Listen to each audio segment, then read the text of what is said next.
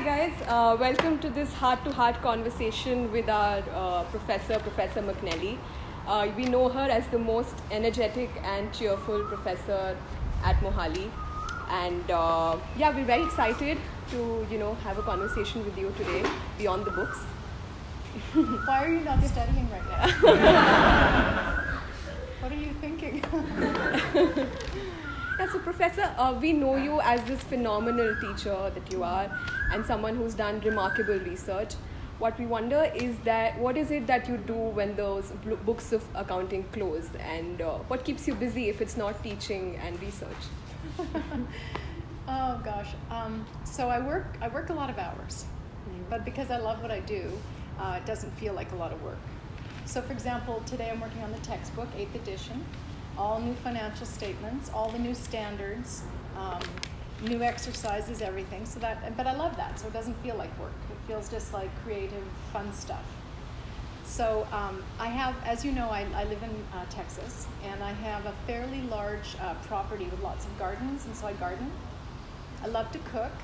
In fact, for our celebration this year in the spring, we have a celebration called Easter, and for Easter this year we did Indian food. Oh wow! Because my daughter and my son had just come back from India, they were here for 2 weeks, and they said, do you think we can make aloo paratha? And I said, absolutely. So we did that, and we had sag paneer, but instead of paneer, we used feta. We found this new recipe online for making sag feta. It's very lovely. Oh wow! We did that. I did bengan bharta. We did something chana masala, and then I make a naan that's a little bit different than your naan because I don't have the right implements. But so we did that. So I love to cook. I love to garden. I do a lot of reading. I walk for about an hour every day. I have a yoga practice, and then I also have, and this is something that's a little bit more on the personal side, I have a meditation practice. I sit in silence for half an hour twice a day, in the morning and then in the evening. I sit in silence, and so the hours are just gone at the end of the day. Yeah. Travel, we do a lot of traveling. My husband and I, now that our 4 children are all gone, and by gone I mean moved out of the house, not dead. But so yeah, we have some friends. We do some things with our spiritual community, and yeah, that's it. It's great, wonderful. There's a fly here. Yeah, I know. We should maybe cover this because this is what they're getting. I think they want this. Okay. Good idea. It's probably the cookies too. It is the cookies. Okay. Yeah. He's been gymming. He's been gymming. I saw him lifting. I saw him doing that. So don't give me a cookie. Sorry, I just screwed that up, didn't I, with the camera? I'm sorry. It's great. So yeah, Professor, it's what, your 9th year at ISB this year? Mm-hmm. Long time, right? I know. Mm-hmm. Yeah. So what is it that brings you back every year? The nice cool weather. Mm-hmm. So you guys maybe not know this, but if you look at a map of the world, the latitude of here at Chandigarh is 30.7 degrees north, and in Texas it's 30.3 degrees north, or maybe it's the other way around, but it's exactly the same. So we have about the same weather here at this time of year, and when I look at the plants, many of them are the same plants that we have back home. You just call them different names than we do, but there's loquat and there's firebush, and so it feels the same here. So it's just 10 and a half hours ahead. That's really the only difference. Mm-hmm. So, no, not the weather, but, oh gosh, whenever I get the call every year, it's one of the happiest days of the year because I know that it's going to be another wonderful year. It's like a little resort here. So I do the same thing every time I come, basically the same material. So for me, it's not much work. It takes some time and energy, but it's not a huge, weighty thing that I'm doing. So it's fun. It's very simple to live here. The food is close by, you walk to work, the office is there, everyone's kind, someone cleans my room, and it's like this vacation, so it's just, I can actually relax when I'm here. It's very lovely. So I like that, but really it's the students. You guys are really smart, you know that, but you work hard in it, at least in term 1, and so it's a pleasure to be in the classroom with people who truly want to learn. And even people say, oh, I don't like accounts, but I want to at least learn. And so that's very encouraging, right? That's very encouraging. So I think that's it. The just the simplicity of things here, how easy it is to live here, the fun of being in the classroom, and the people. So why wouldn't I come back, right? Yeah. It's lovely. Yeah. I'm glad you touched upon students having this fear about accounting, Yeah. because most of us do not come from that background. Right. But within a short span of time, you've managed to sort of dispel that fear from our minds, and you've sort of managed to make us fall in love with the subject and with you specifically. I mean, the way you conduct your sessions is so stimulating and fun at the same time. Your energy is contagious. I mean, what we'd like to know is that what is it that inspires you to do that, and where does that stem from? I think I have the heart of a teacher, and I always have. So when I was a little girl, when I was 5 years old, starting when I was 5, I used to take all the littler children and even the older ones in the neighborhood during the summer vacation.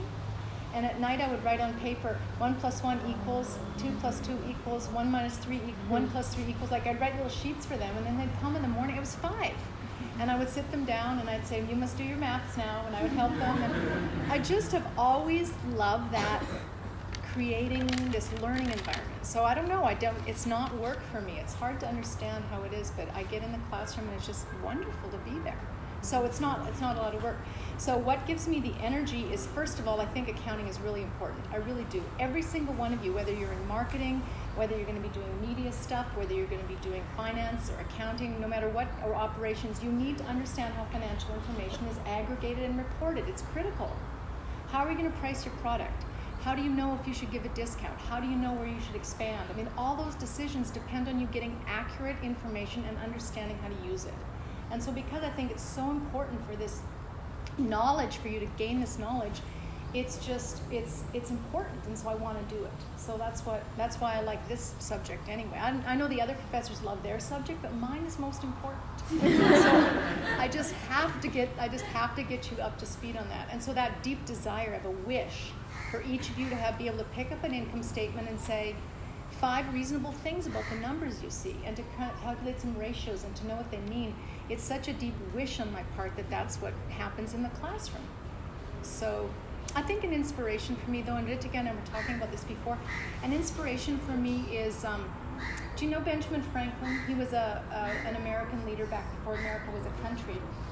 And he took a saying from Confucius and he changed it a little bit, but this is what he said. He said, tell me, I'll forget. Show me, I might remember. Involve me, I will learn. And so for me, it's super important for everyone to be involved every day. And just, the way we can stop and pause and everyone practice just a little something just to keep it soaking in. It's absolutely critical when you're teaching anything.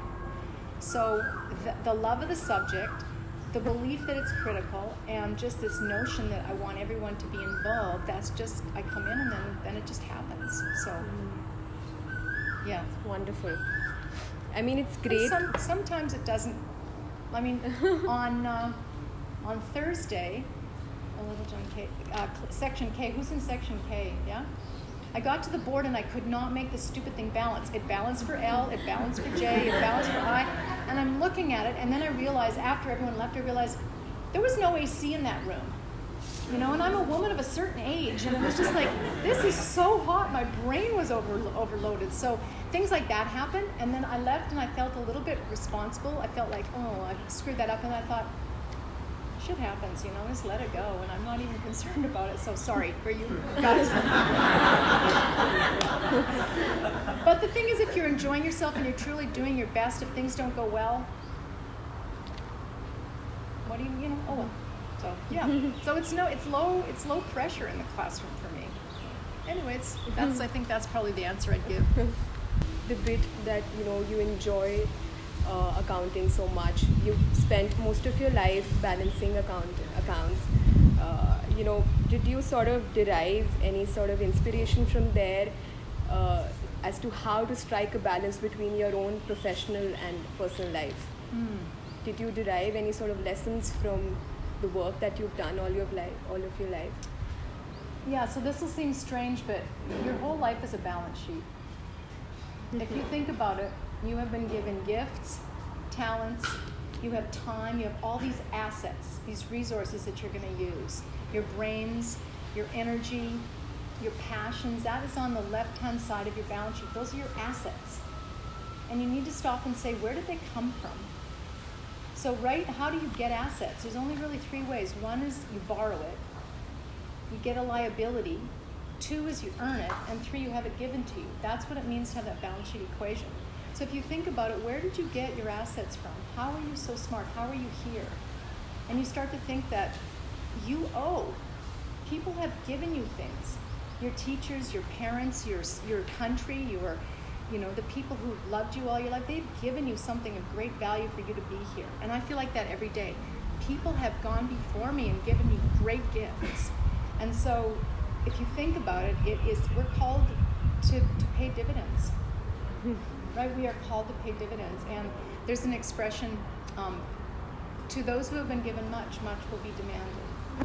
You guys are the cream of the crop. You are the future of India. You are the future leaders, the CEOs, the teachers, the media producers. This is the you guys are the legacy of the future. And so think about that. I think about that every day. I'm so full of gratitude. Every single day I wake up and I go, I can't believe this is my life. This is an amazing life. And I'm just so full of gratitude that's what keeps me, I think, super happy. I'm really a happy person inside. And so I think that's kind of helped me stay in balance, that making decisions based on what I think is going to be of value, making decisions that I think are of giving back, of doing, I can never repay what's been given to me. So it's a wonderful thought. Dwelling on that further, Professor, you spoke about decision making. So we're already 1 month into the session, and we're sort of compelled to take hard decisions day in and day out. I wonder what what approach did you follow back when you were a student yourself, and how did you approach these hard choices every day? So I'm probably not the right person to ask because I have never made a plan and kept it in my life. I never decided to do a PhD. I never decided to be an accountant. I never decided to, nothing. I've never had a plan and said, here's my 1-year plan. Here's my 5-year plan. In 10 years, I will be doing this. I've never done that. And so I'm probably not the person. I know a lot of the alums are on campus and they're telling you, pick something and do it, do that, and have a vision and go for that. I've never done that. So I'm the person you probably shouldn't listen to. But what happened to me was opportunities have come up and I've said yes. So for example, coming to ISB. They called me and they said, would you like to come to ISB? And I told a few colleagues about it and they said, it's not a school, it's just new, it could be a terrible thing. 10 years ago, don't do it. And I said, yes, right? So I said yes to something and then this happened. Same with finding this wonderful man I've been married to for 30 years. He said, I'm going to go to the United States. We lived in Canada. I'm going to go to the United States and do my postdoc. Do you want to come? And I said, yes. Right? That's sort of how it's always been all my life. So I don't know what to tell you, Ritika. I don't feel like I make decisions very well, but then nothing's ever gone wrong. So I don't know. I've got no advice. None. I'm just open to possibilities. That's very reassuring, in fact. A lot of us are very unsure about what we want to do and how our lives are going to pan out. And it gets a little daunting at times, Yes. right? This is really reassuring coming from you. I think on that note, I would want to open the forum to questions from you guys. And take it ahead. Thank you. And what about Ritika putting this together and planning this, eh? Thank you, guys. So amazing. Thank you so much. She's been here 3 weeks and already she's showing great leadership potential. Thank you so much. It was everybody's effort. Yeah, I see a lot of people here. Adi-chan. And who else is over there? Jalaj, of course. Yes. And Priyal. Yeah. And who else? Monica had some idea too. Yes. And well, thank you, everybody. Okay. Thank you, you guys. And for thank showing you, up. everyone at the back.